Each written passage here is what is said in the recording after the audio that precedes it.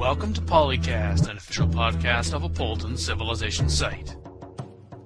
Daniel Quick, Makahlua, Imran Siddiqui, Cardamandua. Episode 57. with guest co-host Wittlich.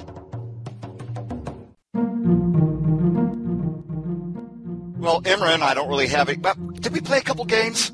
probably not. Probably not. I don't think so. Maki, yes. Mm-hmm. We were involved in one of the games, yeah, for at least one. Yeah, and PVMs and stuff. Yeah, the very slow games. I know. And then Dan, of course, is just, well, Dan is Dan.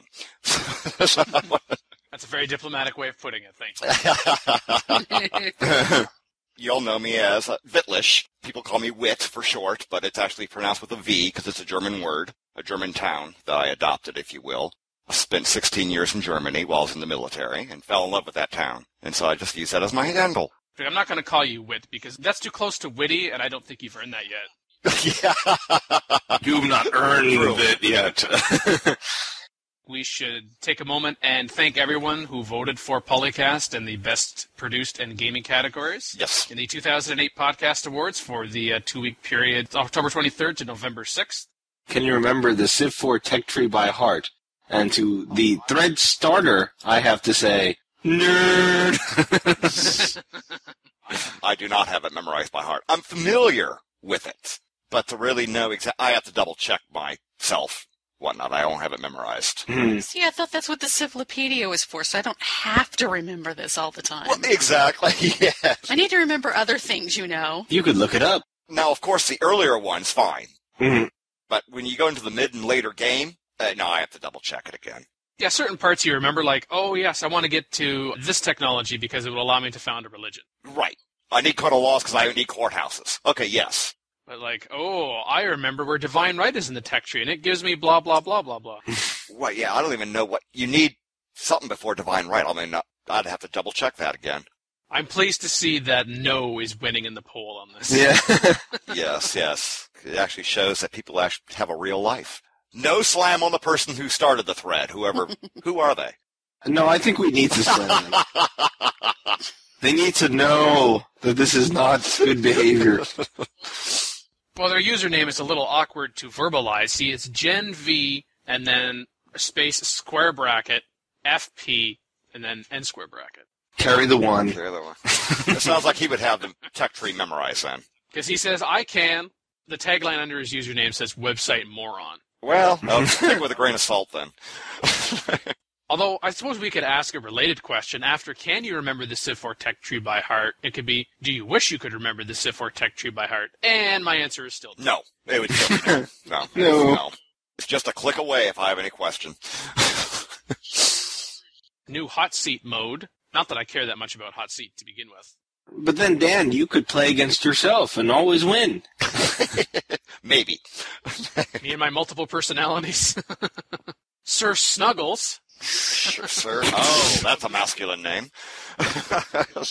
He says, with this new patch, I noticed that Hot Seat now allows for 11 civilizations to play as opposed to 8 before, equal to the standard number for single player. What I've been doing lately is playing as 2 or 3 of the civs and fighting myself.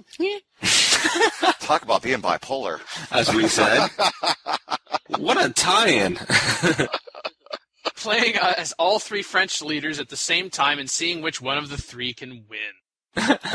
Oh, get a life. Okay, I'm sorry, I didn't mean to say that.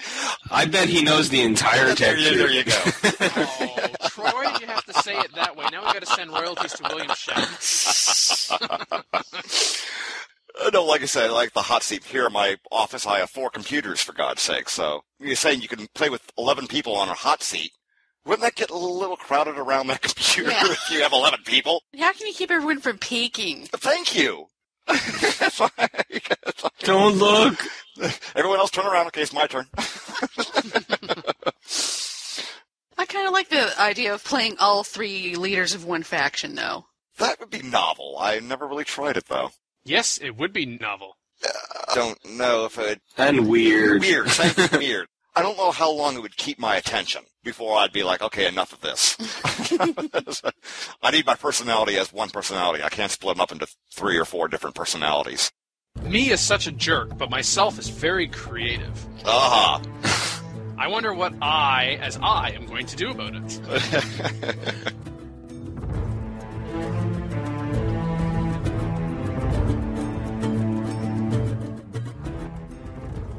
In the Senate, we talked about swapping things in your queue. Somebody needed help with inflation. The Civ 4 version of Infinite City Sprawl. And how far is far for a great merchant? With Forum talk, the anti-human bias in Civ 4. Lastly, 2 miscellaneous topics. First, debriefing the demographics screen in Civilization 4. And second, how powerful is your computer?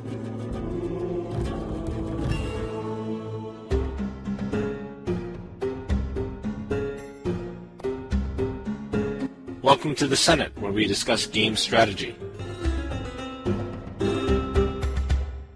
Queue swapping. I know that I've used it a couple times, changing things that I've already had in the build queue, and I decide that, oh no, I need a bank, and come back to what I was working on before. I've just noticed that when you do that, you don't lose your production within reason. But if you take a long time getting back to what you were building before, it seems like the hammers start leaking out. Yes, they decay. Yeah. Yeah, I think about 10 turns is when it starts decaying. You have a little grace period in case you need to make an emergency swap. Is that regardless of your game speed, it's 10 turns, or is it prorated for game speed? Ooh, good question. Ooh, I don't remember, because I usually play on normal. Let's put it this way, I know it's 10 turns on normal. I like to play on quick because it's a nice ego boost. Someone by the username of Vikawoo. Vikawoo! Says if you're going to switch civics, almost completing one of each unit and then finishing them after you switch gives you higher experience units. Really? I haven't seen that. That sounds like incredible micromanagement if that's true. And yeah, you got to remember to do that. That's I've never heard of that. No, Cabert says it's hardly a cheat, more like a small trick. Well, it's a trick, but it's definite micromanaging, yeah. I mean, what else is there with queue swapping? We do know that you can swap the queues. Hammers do eventually start leaking out. Bottom line. If you didn't get back to what you were building before. So it's hammer arbitrage. Really? Inflation help. I cannot say this enough. Cottages, cottages, cottages. Courthouses and markets would be nice, too. With the side helping more cottages. Yes, absolutely. Well, just to clear up that Super Dave 23075 ran into a problem in his late game. His inflation rate usually goes through the roof around 1900. So his last game, his total expenses per turn were 225, but 99 of that was for inflation. And what he wants to know what to do to combat his inflation levels. And the first response, I think, is the funniest. Win the game before 1900. One of the civics that you use, it takes care of your distance costs for your capital. state property? State property? Yeah, that sounds all right. That would do a lot to help your inflation cost. Yeah, because you have no maintenance costs from distance to palace of your cities. Correct. And that will just rape you over time, especially if you start spreading out. Yeah, that's another thing. Even if you have a lot of cities in your empire, if you keep them more compact, it's not so bad. Because you're losing less to the distance. Right.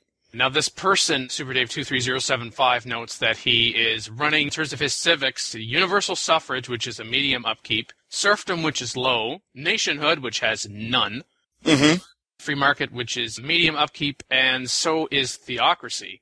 But mentioned already state property, courthouses. You should have courthouses in your cities. Absolutely. You also want to be, as a number of people point out, yes, doing what you can to get inflation down, but getting more gold in order to combat the increasing maintenance costs that you see. So you want all of your gold production buildings. You want your banks, you want your markets, you want your grocers.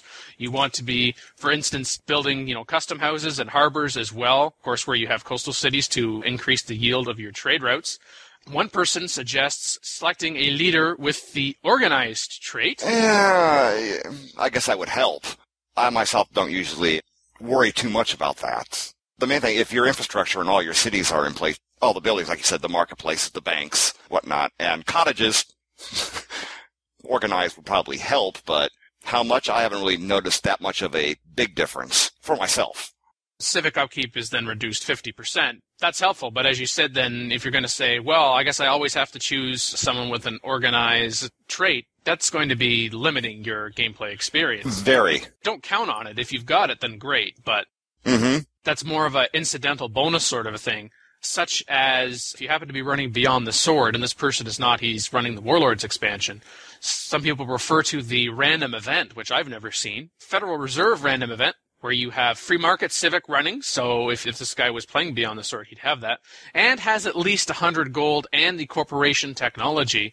You get a choice of minus 10% inflation or pay 200 gold and then get minus 25% inflation. Oh, I never received that. No, now I'm annoyed every single time I play the game and I don't get it. I'm going to curse. Who else mentions? Also some situational sort of things. S.Ilver talks about the Zulu unique building and the Holy Roman Empire unique building because they reduced maintenance of cities before inflation is stacked upon them. Well, that Holy Roman Empire thing is not going to help Super Dave 23075 at all because he's not playing Beyond the Sword, and of course that's when the HRE was introduced. Correct. But I think what we're boiling down to here is that to combat inflation, do what you can to generate more gold. Watch how large your empire is in terms of how far the spacing of your cities are. And in terms of making more gold, that's through various buildings that we have mentioned. Mm-hmm. And cottages, of course. Right. Having cottages. That is, of course, more important on the higher difficulty levels. Noble and above, you really cannot ignore cottages. Let me ask you a question. Did anyone mention cottages? I'm not sure. In case we weren't clear. And, be smart about where you put your cottages. Oh, absolutely. You're right. Don't stick them on hills. And really, if you've got, say, a grassland and a plain, say put them on a plain and put a farm on a grassland instead because you will get more food output from that. Absolutely. And now, of course, this brings some kind of an underlying question. What a pain in the butt this inflation is. Why even have it at all? CC Runner 7 notes, I agree that it's not the most fun aspect of the game, but without it, it would be easy to run 100% science the entire second half of the game. Mm-hmm. I'm not sure I'd agree with those exact specifics, but yes. It's not that inflation as an idea itself is bad. How it is implemented, there are certainly some aspects that we would like to see that you would be able to attack inflation directly as opposed to, more cottages, more gold-producing buildings, gotta have my cities closer together. Something to attack inflation directly would be preferred, but it is manageable. And it's a challenge. It's just an added challenge. And if it's really bothering you that much and you're having that much difficulty, then go to a lower difficulty level. Correct. Or, of course, as Dave McW said and was already pointed out, win the game before 1900. Either or. Win it in the BCs, then you won't have any inflation problems. Infinite City Sprawl, I thought that Beyond the Sword did a lot to try to counter it. I guess it still exists to a certain degree, but if you're sprawling, you're going to pay the maintenance cost is going to start killing you if you start cranking out cities left, right, and center without having the infrastructure for the cities to mature first. My take on it. Yeah, we've really seen that since Civ 4 itself, even in vanilla. Right. Yeah, because before it was he who builds the most cities first wins. Lord Macrower asks, what are your thoughts on using an Infinite City Sprawl type city formation in Civ 4? What would be the benefits and downsides of such a strategy? And so ICS for short. Use a lot of acronyms in Civ, of course, as with anything, so we'll refer to it as ICS mostly from this point, I'm sure. An example of that in Civ 4, as is put forward by someone in this thread, is, for instance, building a city and then 3 tiles over in any direction, building another city, where you've got squares of cities. Oh, it may look pretty in the beginning. But you're talking that they're overlapping, or are they perfectly with the fat cross interconnecting? No, they're overlapping. They're definitely overlapping. You're not respecting the potential full fat cross limit. See, and that's the thing. It may look pretty at the beginning, but at the end it's going to turn into a nightmare, trying to have the cities to grow. Exactly, and if the strategy You might have a little bit of an ICS, although I wouldn't call it an infinite city sprawl then. It would be like a finite city sprawl, where in a very situational moment you decide, oh, I want to grab that resource before somebody else, especially if you're single player and the AI happens to plunk it there to get that particular resource, and you're thinking either, well, it's not going to be in the fat cross, or even if it is going to be in the fat cross, it's going to take a while for it to become into my fat cross. And I need to be able to grab that resource now because that will be my only resource of iron, for instance. And we discussed, I think it was last episode, how it's unfortunate that we don't have colonies as in Civilization 3. And we don't use that sentence very often. We wish Civilization 4 had said what Civilization 3 was. So you need to pay attention when we say these things. There'll be a quiz later. So, Our Rollo 1 refers to it's from Beyond the Sword, version 3.13 from earlier this year, called Infinite City Sprawl 2, Cities in Conscription Victory at Rifling Succession game on CFC, which was a successor to the first Infinite City Sprawl from February of March of this year. Only the first one was at Emperor level, and this next one went to Immortal level. Oh, please. Yeah, every city had to be exactly 3 tiles removed from another of their cities. This places all of our cities in a perfect square grid, tight as possible. If you go to the last page, there's a post that notes it actually ended on a conquest victory in 1816 for the person playing with this limitation in terms of how to space the cities. They got an Augustus Caesar rating with a score of 124,951. Good for them. So now, I'm not saying, with degrees of separation, I'm not saying if you adopt this ICS in your game, then you will win the game and have an Augustus Caesar rating of 120,000+. No, it's saying that it can be done even at the higher difficulty levels and not be too much of a drawback, certainly in the longer run, that you can't make a go of it. Okay. So again, I think when it comes to ICS, the benefit of state property, courtesy of the communism technology, comes into play. Now, it's true that your cities aren't as spread out, but eliminating maintenance is eliminating maintenance, whether it's 10 or 100. One way or the other, yeah, right. Pope Jubal recommends the Spiral Minaret Wonder, plus Shrine, plus a corporation for, quote, equaling instant profit for every new city, and a large profit once you get a temple and courthouse built. Unquote. The Spiral Minaret gives you +2 gold from all state religion buildings until it obsoletes at computers. The Shrine building will give you +1 gold per city with your state religion and spreads religion, and of course can only be constructed in the holy city where the religion was founded.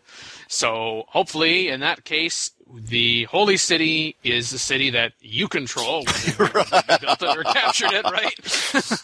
Just a little caveat there. And if you don't control it, yes. Take it. And we talked about courthouses in previous segment, again, minus 50% maintenance. So that's all sounding good, except that choosing to build the Spiral Minaret Wonder, that sounds like rationalization in order to build that wonder, and I really have no interest in it. Basically, yeah, because I have built it in the past myself, but basically just like, if the opportunity arose, okay, I'll build it. But I really don't plan on building it from earlier in the game, leading up to it, with the goal of building it. Yeah. It's just if it happens, it happens. Ironin recommends the Great Lighthouse Wonder, which gives you +2 trade routes in coastal cities, obsoletes with corporation. And of course, when it obsoletes with corporation, then you can come into having the corporation aspect. And indeed, one point in this thread, Dave McW says, ICS, in fact, infinite corporation spam. I believe that's what the new ICS should be for Beyond the Sword, infinite corporation spam. The new ICS, the next generation. Do. Hey. No humming, no singing. You know the rules. No geeking out. Well, this is a podcast about a game. I think we're a little late for the no geeking out rule. So really, I think a lot of the recommendations for if you're going to have Infinite City Sprawl is, again, kind of the response to having too much inflation, which is have a combination of both buildings and civics, and in the case of ICS here, some wonders that will help increase your gold income. I would have to concur. Now, I do have a question to everyone here on the panel concerning the next topic of the great merchant. How far is far? Every time I get a great merchant, I use him, Bailey, for the gold aspect. Put him on a caravel, send him out to another country, and cash in to get the gold right then and there. Does everyone use him that way, or do you use him for wonders, or what do you use the great merchant for? It's usually for the cash, but I'm thinking... The cash is nice. Does anybody, make him join? Doesn't one of the corporations need a great merchant? I think so. Because I can't remember. I believe so, but I've not been that big on the corporations. Well, I love sushi. With the great merchant, it seems mostly, is money-wise, and maybe it would benefit from our reworking. I think we talked about last time about making religions only being able to be founded with a great prophet, and perhaps corporations should have a great merchant in order to be founded. Now, that would make sense. Because right now it's just like, oh, right, free cash. Right. That's what I use it for, In order to found the Sushi Corporation, you need a great merchant. There you go. Okay. That's the only corporation that the great merchant requires. But if you get the great merchant early on in the game, I'm not going to sit on it. No. For Sid Sushi. No. Especially if you really need the cash earlier in the game as well, where you can afford to keep your science up and whatnot and run a deficit. That few thousand gold would help. It goes a long way. Exactly. Yeah, either running a deficit or I admit I like to, as long as they have some decent promotions associated with them anyway, upgrading units, which of course can be a costly endeavor. Right. When you do cash them into a foreign city, if it's inland, the cash you receive is not as much as you would on a coastal city.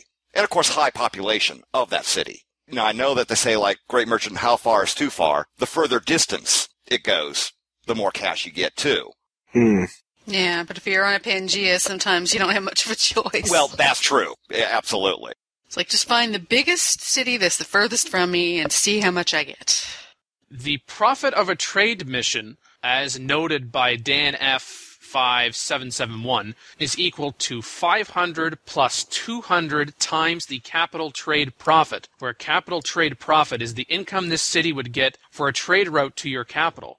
All modifiers are factored in. First one being harbor. Yep. So indeed, being on the coastal city, far away from you, as we were also saying, and being on a coastal city, as well as the city size. City size is apparently the third factor, and apparently, I didn't realize this, so is if you have the Temple of Artemis Wonder, which I'm thinking, really? But then if you look up the Artemis Wonder, it gives you plus 100% trade route yield. Ah, okay. Now, it does go obsolete with scientific method, but if you know where the Temple of Artemis is located and you can see it on the map and you can get the Great Merchant there, I mean, there's no point in sending your Great Merchant to the city with the Temple of Artemis if you're at war with that force. Good luck on getting them through. That's not going to work. Also, take into account the connection to the capital. Whether or not it's overseas, of course, not going to be possible on Pangea, for instance. As also take into account peacetime. Although it's not explained, I'm assuming that peacetime being the amount of time you have been at peace with the nation that's associated with that city. He also says since the base profit of a trade route is the minimum and then size of other city and plot distance divided by 10, you should always attempt to have a big capital saying wait for growth before starting missions. Well, maybe that's ideal. Right. The other thing you could do is you could always settle your great merchant, and the only time I have really settled a great merchant is if for some reason or another I've got a city and it grew and now it's starving. Because, of course, the Great Merchant will give you +1 food, which is the only specialist that will give you food. Oh, I never even noticed that. I never even paid attention to that. So that may be something, yeah. Now, sometimes that can also be beneficial to settle a Great Merchant in a marginal city to give it that one extra population boost so you can say, oh, I can actually be working that resource. Right. Well, why don't you just work the resource to begin with? Well, your city's not going to grow to be able to work that resource. And then it's like, oh no, now it's run out and I can't quite get that. But I mean, that's all very situational. So how far is too far? It depends. On a lot of factors. Harbor, it's Always the best answer.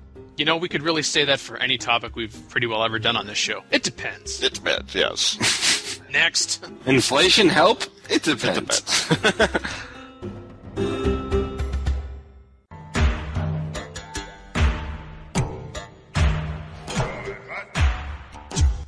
This is Forum Talk, where we investigate hot Civ issues in the forums.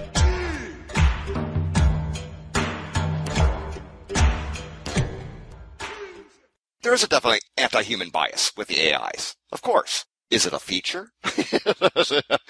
Consider it a challenge?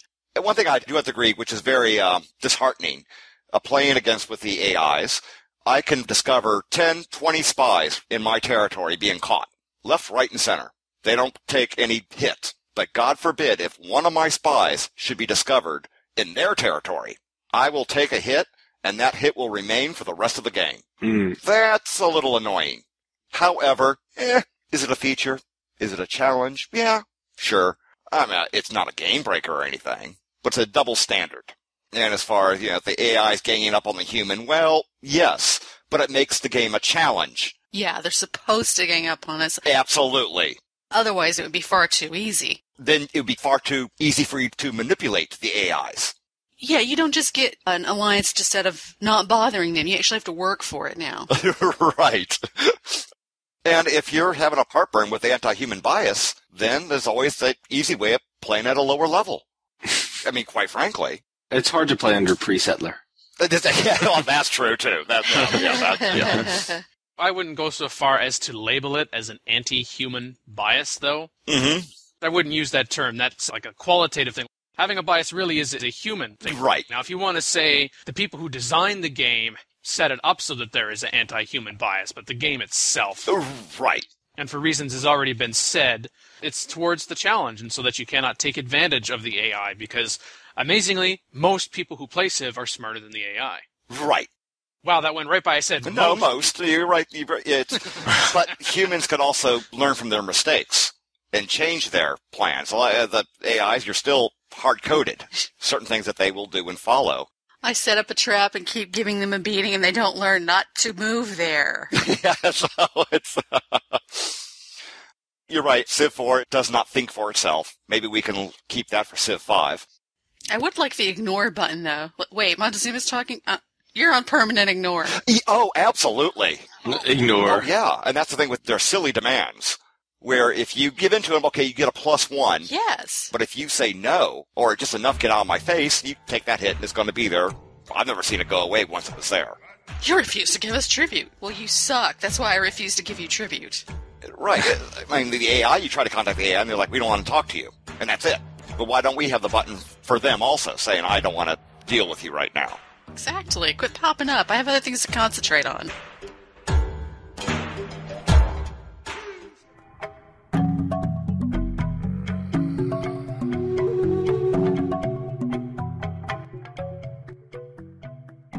Demographics. Yes, the inner workings of the demographics screen explained. Expose. So does Dan have the dirt on that? I sure do. Ooh. This thread was started by Robbie D. back in March of 2006, last updated in August of last year, so it's current with Beyond the Sword only to 3.02. Okay. Although, as far as I'm aware, I'm not really sure the 3.17 patch changed much of anything with regards to it. But anyway. I wouldn't think, yeah. So it's current to Beyond the Sword 3.02, and for you, Super Dave out there, it's current to Warlords 2.13 and Vanilla 1.74. The post addresses the graphs, demographics screen, but then the so what does it all mean category is probably the most useful. Most interestingly, actually, is on gross national product, or GNP, which may seem useless in Vanilla and Warlords, so Super Dave, you can stop listening right now. But for those of us with Beyond the Sword, apparently it, quote, takes on a different meaning. It becomes an indicator to the overall prosperity of a nation, rather than just an indication of how much commerce tiles are being worked. This makes it more useful in judging how well a nation is off, because to get a high GNP, you need to have improvement in all areas to generating extra commerce, research, culture, and espionage, unquote. So, one interpretation of that is, if they have a high GNP, get ready to pillage. Okay. Cottages. That's my translation.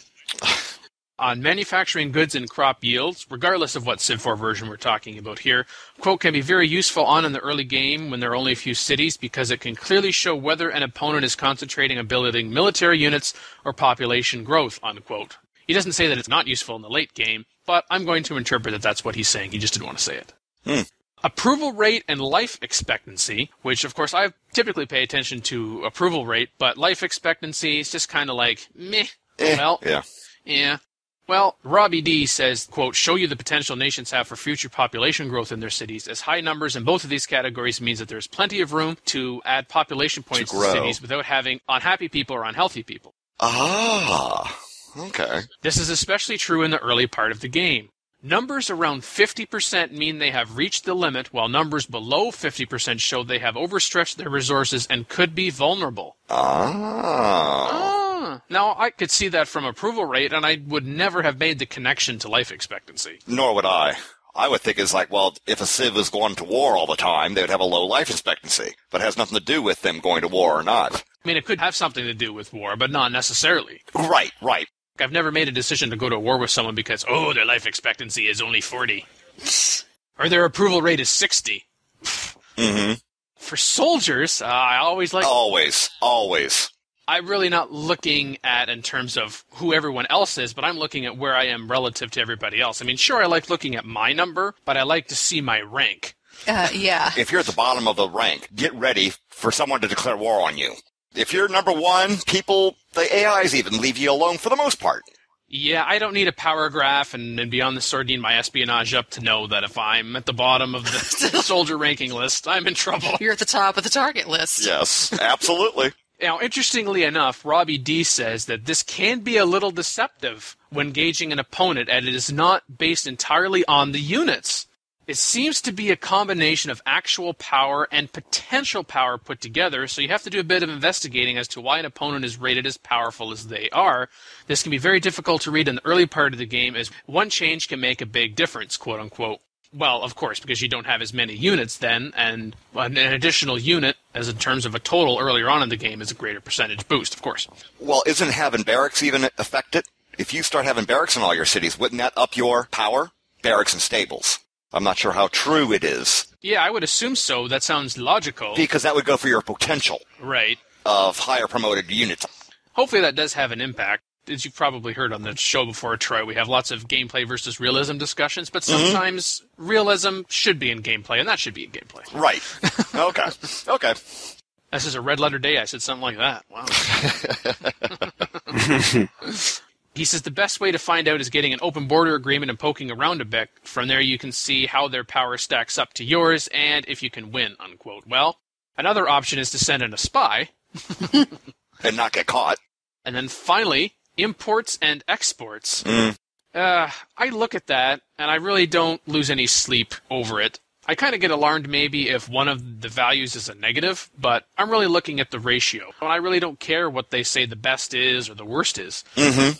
It all ties back, are you yourself running at a deficit or not? Yes. If I'm making gold and my science is at an adequate level, I don't pay attention to it either much. No, I'd rather look at the relations screen. I don't think that's the proper name for it. Where I can see like the active relations and I can see who's trading for what and for how much and whether it's coming or going, whether it's an import or an export. Right. Robbie D says, quote, not very important when it comes to measuring the strength or prosperity of a nation, unquote, of course. But he says it still gives you some useful information, quote, because to have trade routes, you need to have open border agreements with other nations, and therefore how many potential friends they may have in future conflicts, unquote. Well, I'm still not convinced there, Robbie D.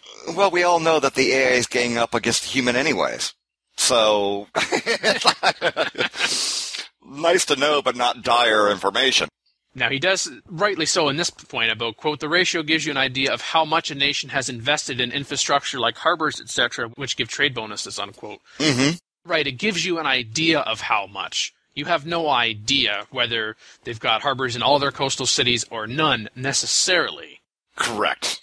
The demographics screen, there are always certain aspects of it that I enjoyed reading, as we said, depending, I guess I shouldn't say enjoyed because it depends on whether the numbers are good or not, but it is important to see. It's something that you would check out, yes.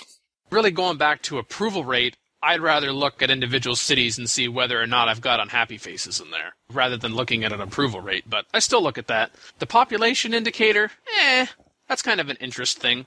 I would say the soldiers thing is really the key one that I look at on that screen. Same here. We all have our own idea of what each of those items mean, but what I found most interesting about that thread is discussing how it actually applies in game. and whether or not our assumptions were true. Especially the life expectancy. That one I did not know. Since we got the graphs in Civ 4, I'd much rather look at the graphs to get an idea of the relations. Yeah, a lot of times when I look at the graphs myself, I have to click down on the drop-down for the last 50 turns. Because if you go through the whole game, especially after I get done doing unit upgrades across the board. Oh, gosh. Then I wait a turn and go in there and do the last 50 turns and see me shoot up. As I compare to my opponents.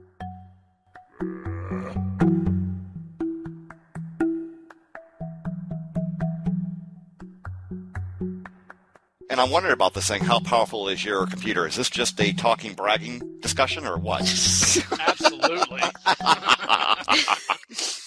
Of course. My computer can beat up your computer. Any day of the week. I use a Pentium 2 with 32 megs of RAM. Bam! See, what is mine? Mine's an Intel Pentium D, 3.2 gigahertz, with 2 gigabytes of RAM. There are 7 fans inside this machine. Ooh. And it glows blue. Oh, mine glows blue as well. And I also have a Pentium 4 with 2.8 gigahertz. Ew. And 4 gigabytes of RAM. I run Vista. Beep. And I have an AMD Athlon. Oh, one of the fake processors. Hey, what's wrong with an Athlon? Dang it. Athlon 64 dual core. Mm-hmm. With 3 gigs of RAM. A GeForce 7800 GT with 256 megabytes of VRAM. Ugh. And a widescreen monitor. Oh, just love it when you talk dirty. Oh, yeah. You love it. You love it. Wow, Imran's computer sounds almost exactly like my computer. Uh-oh. Except I have a different graphics card. Maybe they're twins. I had an 8600 GT card, but the fan on it started being weird, so I had to replace it with a lesser card for the time being. Oh, no. Oh, no. I know, it sucks. Stuff has started lagging that wasn't lagging, dang it. Your fans started to get weird, huh? The fan on the graphics card. Mackie turns her computer on. She hears the fan. Whoa! I have a Intel dual-core E8500. That's 3.1 gigahertz, 3 gig of RAM. Woo. GeForce 8800 GTS with 512 meg video RAM. Windows XP Service Pack 2.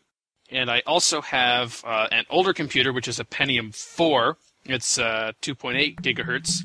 It's got 1 gigabyte of RAM, and it has a 128 megabyte video card. It's like a 6600 or something like that. Right. Appears all of us have fairly powerful machines. Well, if you play Civ.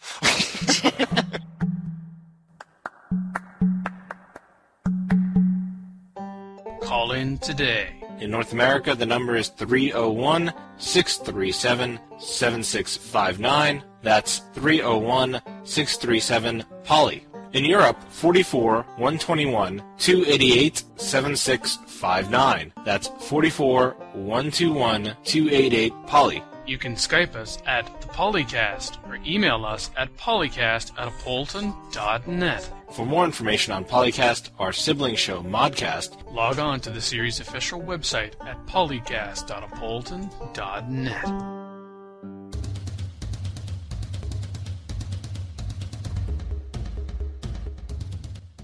The players that actually win on immortal levels and whatnot, deity or whatnot, it's great for them. I've actually sat back and tried my hand at it, and every time, like clockwork, I get my ass handed to me on a platter. I'm like, this is... I don't know how they do it, but good for them. And the only way I could probably think of that at that higher levels is you'd have to really be concentrating on your military. If you back up on the AI getting ahead of you militarily-wise, you're going to be toast. Have any of you all played at the higher levels? Tried it? No. Tried it? Oh. Once, and I got pasted, and I said, no thank you. Exactly. It's like, well, this is just not fun anymore. Right. like, this sucks, run away. Unless you like that sort of thing. Unless you like, yeah, exactly. Unless you like it. Do you like that? Do you like getting beaten to a pulp? Do you like being smacked?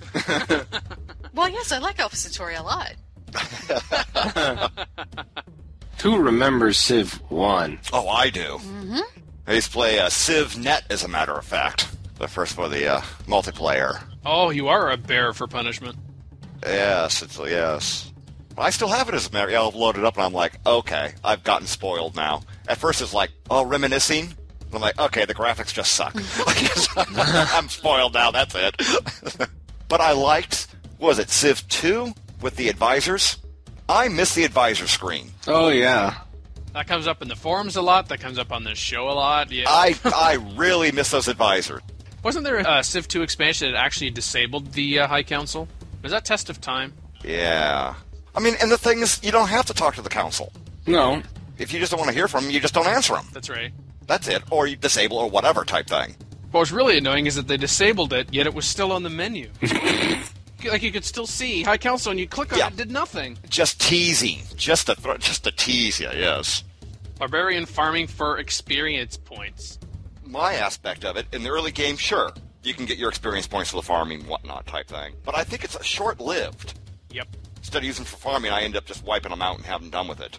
Before, keeping their city alive so I'll know that they'll be spawning more warriors for me to use them as a target practice. But they have a iron or copper, and they start doing with the axemen and whatnot, then it's okay, enough. And you can only go up to, 5 experience points, is it? 5 on animals and 10 on barbarians. Okay, so once you reach the 10, well, then they're just a nuisance. Yeah, but you can get your city garrison units that maybe won't see as much experience out there and then get a little bit, so they have an extra promotion or two that way. True. Yeah, the smart thing to do is to recognize, okay, this unit is now at 10 XP, time to select another unit to go after those barbarians. Right. Actually, in the same game where I had that random event, I was attacking a civilization, and they kept sending out caravels for some reasons, and I had attack subs and destroyers, and... Target practice. I got XP, so... Woo! Not to mention probably a couple great generals. Yes, actually. Yeah. Yeah, see, that's the other good use for them. And that thread was started by Spearbeardy. I know he'd be very disappointed if he listened to this, so then we can say his name. Okay. Yes. Gotta cover our bases. Yeah. Though, when I heard the title, I'm like, wait, why are we planting vegetables in barbarians? Why would I send workers over to a barbarian city to improve their terrain? I don't understand. I thought maybe Imran's reaction might have been barbarian farming for XP, but I run Vista.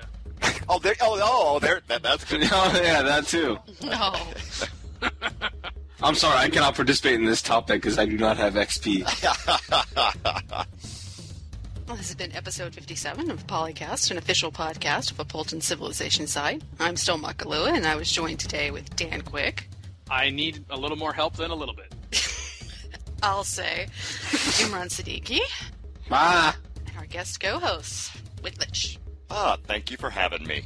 Isn't that Wittlich? Wittlich. Wittlich. Yeah. I was closer. Wittlich. Oh, Yep, come yep. on. Everyone who mispronounces my name, I can mispronounce somebody else's once in a while. That's why we all call you Maki. Exactly. That's why we let you have the opportunity to call him DanQ. Thank you.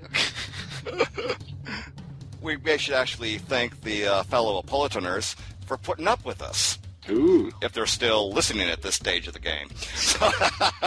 Yeah, seriously, why do you guys keep encouraging us? Oh, but Dan has a question to ask you. Oh, yes. Who, me? As usual. Now that you've been a guest on the show, Troy, would you be willing to come back again? Oh, absolutely. It was a hoot. Woo. Good time was had, by me at least. It was fun.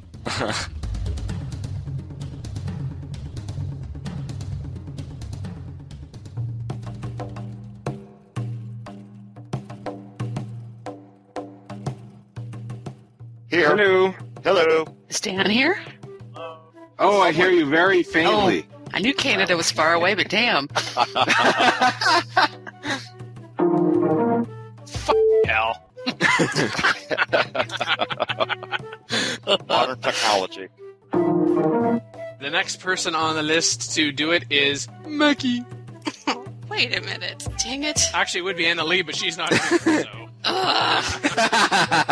Anna Lee, I'm shaking my fist. You can't see it.